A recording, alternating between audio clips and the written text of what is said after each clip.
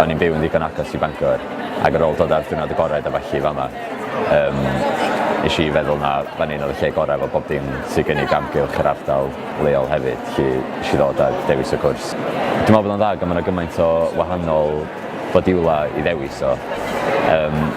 So, Newyddiaduraeth a cyfryngau sy'n gynnau ddau ochr wahanol am yna. Felly efo'r cyfryngau gynnau fodiwla radio, modiwla ffilm, modiwla dogfen, animation, graphics, bob math o beth fel yna.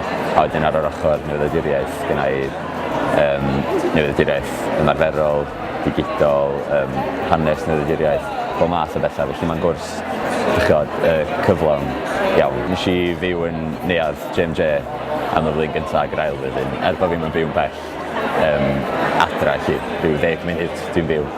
Ond o'n i'n meddwl bod yn help i ddod i'r neuaddau ac i gymdeithasu. Y ffordd gorau i gyfarfod pobl ac i dod fewn i bywyd Prifysgol yn iawn. A oedd y profiad, dwi wedi cael profiad gwych yna ar 2 flynedd.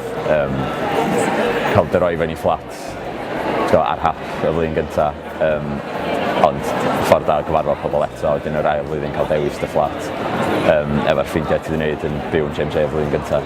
Felly na, sicr y peth gorau i wneud i dod i Bangor i fyw yn y neuaddau.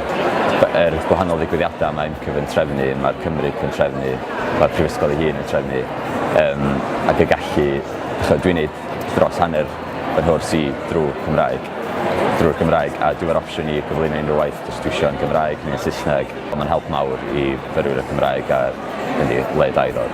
Lle mae lleoliad Bangor, dwi'n mynd am dro bron bob dydd, ystod dros y bont i Borth, sy'n gyrru Cwmidwal, Ogwen, Olonydd ar hyd ffordd i gyd, mwynhau hynna.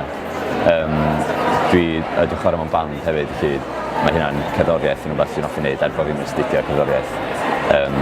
Na i fynd a gwario oriau, chwarae gitar, chwarae piano, weithiau defnyddio ystafelloedd cerdd Prifysgol i wneud.